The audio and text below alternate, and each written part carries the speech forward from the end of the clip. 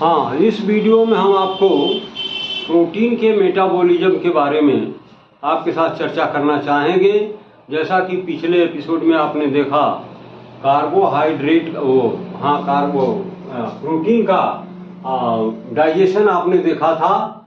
उसके पहले कार्बोहाइड्रेट का डाइजेशन और मेटाबॉलिज्म, उसके बाद फिर प्रोटीन का डाइजेशन, और ये चौथी वीडियो है जिसमें हम प्रोटीन के मेटाबॉलिज्म के बारे में चर्चा करना चाहेंगे। आप देखिए, जब ये प्रोटीन और डाइजेशन के बाद एब्जॉर्ब हो जाता है तो ये कहाँ चला जाता है? ब्लड में। और ब्लड के थ्रू, यानी ये पोर्टल स्मॉल इंटेस्टाइन से, ये देखिए स्मॉल इंटेस्टाइन है, ये अमीनो एसिड है इसमें पड़ा हुआ। अब यहाँ से एब्जॉर्ब होकर के ये through the hepatic portal when, ये हेपेटिक पोर्टल वेन के द्वारा लीवर में पहुँचेगा। जब लीवर में अमीनो एसिड पहुँचता है तो फिर वहाँ पर क्या इवेंट होता है, क्या घटना होती है, ये लीवर के अंदर आप ये जो बॉक्स बना हुआ है इसमें पाएंगे कि जैसे ही अमीनो एसिड लीवर के अंदर पहुँचता है वो तुरंत एक प्रक्रिया में चला जाता है जिसको हम नाम देते हैं ग्लूकोनियोजेनेसिस।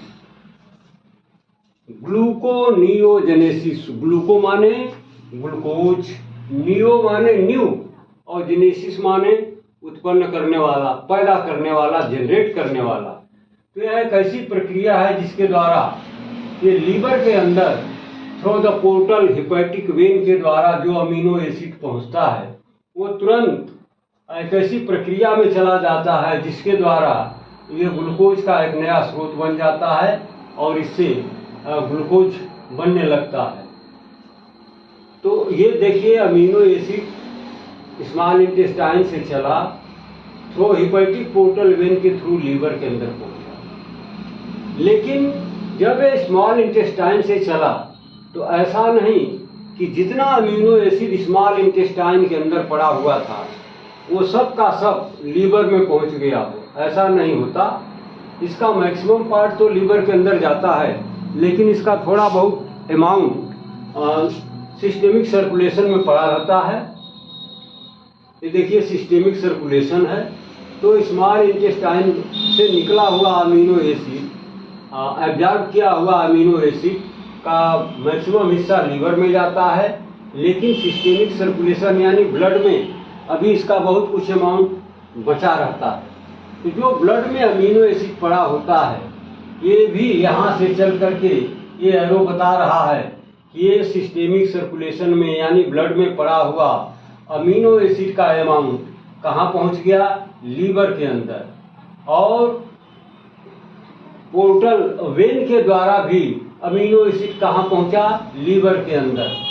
तो जब ये पोर्टल वेन के द्वारा अमीनो एसिड लीवर के अंदर पहुँचता है तो तुरंत ग्लूकोनियोजेनेसिस की फेनोमेना में चला जाता है, प्रक्रिया में चला जाता है। और जो ब्लड से सर्कुलेशन से जो निकल करके अमीनो एसिड गया लीवर के अंदर, तो ये जाकर के यहाँ दो भाग में बढ़ जाता है। इसका कुछ हिस्सा तो ग्लूकोनियोजेनेसिस की प्रक्रिया में जाता है, और जैसा कि इस प्रक्रिया का नाम है ग्लूकोनियोजेनेसिस, यानी ये ब्लड सर्कुलेशन से आया हुआ अमीनो एसिड और पोर्टल वेन के द्वारा आया हुआ अमीनो एसिड लीवर के अंदर एक क्या होता है, ये देखिए ग्लूकोज में कन्वर्ट हो गया।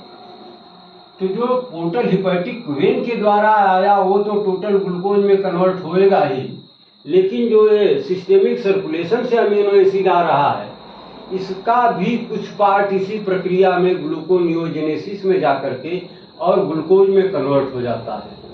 लेकिन ये टोटल ग्लूकोनियोजेनेसिस में जाता हो ऐसा नहीं होता। इसका कुछ अमाउंट ही ग्लूकोनियोजेनेसिस में जाता है और इसका कुछ अमाउंट प्लाज्मा प्रोटीन में कन्वर्ट हो जाता है। जी हाँ, आपने ठीक सुना, किसमें कन्वर्ट हो जाता है? प्लाज्मा प्रोटीन में कन्वर्ट हो जाता है।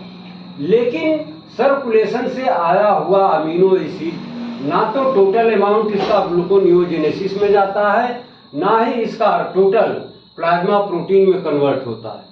कहने का मतलब है कि इसका कुछ अमाउंट तो ग्लूकोनियोजेनेसिस में जाने के बाद ग्लूकोज में कन्वर्ट हो गया और इसका कुछ अमाउंट प्लाज्मा प्रोटीन में कन्वर्ट हो गया। इसके बावजूद भी जो इसका बचा खुचा भाग है वो फिर कहाँ आ गया, फिर ये एरो बता रहा है कि ये अमीनो एसिड कहाँ आ गया, सिस्टेमिक सर्कुलेशन में आ गया।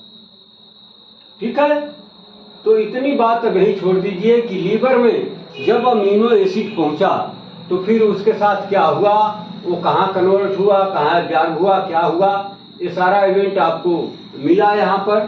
अब दूसरे पक्ष पर हम आते हैं। स्मॉल इंटेस्टाइन में अमीनो एसिड जब पड़ा होता है, एब्जॉर्ब होता है, तो उसका थोड़ा बहुत हिस्सा वहीं से डायरेक्ट लार्ज इंटेस्टाइन में भी जाता है। ये देखिए एरो बनाया गया, लार्ज इंटेस्टाइन में जा रहा है, स्मॉल इंटेस्टाइन से डायरेक्ट। जो लार्ज इंटेस्टाइन में अमीनो एसिड पहुंचता है तो वहां पर पहुंचने के बाद वो तुरंत अमोनिया में कन्वर्ट हो जाता है। अमोनिया क्या है, गैस आप जानते हैं। और जब ये अमोनिया में कन्वर्ट हो जाता है तो फिर ये फीकल मैटर के साथ थ्रू द एनस ये इसका एक्सक्रीशन हो जाता है और वहां से बॉडी के बाहर निकल जाता है। तो ठीक है, स्मॉल इंटेस्टाइन से चला हुआ amino acid through the hepatic portal vein liver के अंदर पहुंच करके ग्लूकोज में कन्वर्ट हो गया और सिस्टेमिक सर्कुलेशन से पहुंचा हुआ अमीनो एसिड लीवर के अंदर में इसका कुछ भाग ग्लूकोनियोजेनेसिस में जाके ग्लूकोज में कन्वर्ट हो रहा है और इसका कुछ भाग प्लाज्मा प्रोटीन में कन्वर्ट हो रहा है। बाकी अभी जो हिस्सा बच गया, जो इसका अमाउंट बच गया, जो ना तो प्लाज्मा प्रोटीन में यूज हुआ ना ही ग्लूकोज में कन्वर्ट हुआ, वो बचा हुआ भाग पुनः ब्लड सर्कुलेशन में आ गया। अब आइए देखते हैं क्या होता है। तो ये ब्लड में पड़ा हुआ अमीनो एसिड है, ये कहाँ जा रहा है, ये एरो बता रहा है कि ये किडनी के अंदर पहुंच रहा है अमीनो एसिड। ये देखिए एरो बता रहा है कि सर्कुलेशन से चला हुआ अमीनो एसिड किडनी के अंदर पहुंचा। जब अमीनो एसिड किडनी के अंदर पहुंचता है तो ये अमोनिया में कन्वर्ट हो जाता है, लेकिन टोटल अमोनिया में कन्वर्ट हो जाता है ऐसा नहीं होता। इसका मैक्सिमम पार्ट तो अमोनिया में कन्वर्ट हो जाता है, लेकिन जो इसका अमाउंट बच जाता है वो पुनः ब्लड सर्कुलेशन में आ जाता है। ये एरो आपको इंडिकेट कर रहा है। ये देखिए ब्लड सर्कुलेशन से अमीनो एसिड जा रहा है किडनी के अंदर और जब ये किडनी के अंदर पहुंचा तो ये कन्वर्ट हो गया अमोनिया में, लेकिन टोटल अमोनिया में कन्वर्ट हुआ हो ऐसा नहीं होता है। इसका मैक्सिमम पार्ट अमोनिया में तो कन्वर्ट हो जाता है, लेकिन अभी कुछ ऐसा है जो अमोनिया में कन्वर्ट नहीं हुआ, वो अमीनो एसिड का अमाउंट पुनः एरो के माध्यम से देखिए पुनः कहाँ आ गया, ब्लड सर्कुलेशन में आ गया। अब जो अमीनो एसिड किडनी के अंदर आकर के अमोनिया में कन्वर्ट हो जाता है तो वो अमोनिया किडनी से ये यूरिन के साथ इसका कुछ अमाउंट तो बॉडी के बाहर एक्सक्रीट हो जाता है, लेकिन टोटल एक्सक्रीट हो जाता हो ऐसा नहीं होता है। ये अमोनिया यहाँ से फिर कहाँ आ जाती है, ब्लड सर्कुलेशन में। ये एरो आपको इंडिकेट कर रहा है। क्या समझे आप? ब्लड सर्कुलेशन से चला हुआ अमीनो एसिड जो किडनी के अंदर पहुंचता है तो वहां पर पहुंचने के बाद ये अमोनिया में कन्वर्ट हो जाता है, लेकिन टोटल पहुंचा हुआ अमीनो एसिड अमोनिया में कन्वर्ट हो जाता हो ऐसा नहीं होता है। इसका मैक्सिमम पार्ट, मैक्सिमम अमाउंट तो अमोनिया में कन्वर्ट होता है, लेकिन जो इसका रिमेनिंग पार्ट है जो अमोनिया में नहीं कन्वर्ट हुआ वो अमीनो एसिड का अमाउंट पुनः एक बार ब्लड सर्कुलेशन में वापस आ गया। अब जो अमोनिया में कन्वर्ट हुआ तो ये अमोनिया यहाँ से चल करके कहाँ आ रही है, ये देखिए ब्लड सर्कुलेशन में पहुंच चुकी है। यानी किडनी से अमोनिया चल करके ब्लड सर्कुलेशन में पहुंची और फिर ये ब्लड से निकल करके कहाँ आ गई, लीवर के अंदर आ गई। ये देखिए यहाँ पर लीवर के अंदर अमोनिया को इंडिकेट किया जा रहा है, लेबल किया गया है। ये अमोनिया आ गई लीवर के अंदर और लीवर के अंदर जब ये अमोनिया पहुंचती है तो वहां पर ये यूरिया में कन्वर्ट हो जाती है। किस में कन्वर्ट हो जाती है? यूरिया में कन्वर्ट हो जाती है। और ये यूरिया क्योंकि लीवर इसके रुकने का, स्टे करने का जगह नहीं है, इसलिए यहाँ से ये यूरिया पुनः एक बार ये एरो के माध्यम से देखिए ये कहाँ आ गई, urea blood circulation, systemic circulation में पहुंच गई और यहाँ से ये यूरिया फिर किडनी में भेजी गई। ये देखिए अब यूरिया यहाँ आ गई, किडनी के अंदर आ गई। जो यूरिया ये किडनी के अंदर पहुंची तो ये यूरिया फिर अब किसी एक्सक्रीटरी आइटम हो गई, वेस्टिज के रूप में हो गई। अब इसका बॉडी के बाहर जाना है तो किडनी क्या है, एक एक्सक्रीटरी ऑर्गन है। अब यहाँ पर यूरिया जो है ये यूरिन के साथ बॉडी के बाहर इसको एक्सक्रीट कर दिया जाएगा, यानी किडनी से अमोनिया का भी एक्सक्रीशन हुआ और यूरिया का भी एक्सक्रीशन हो गया। ठीक है। अब ये जो किडनी से लौट करके अमीनो एसिड पुनः एक बार ब्लड सर्कुलेशन में आ गया।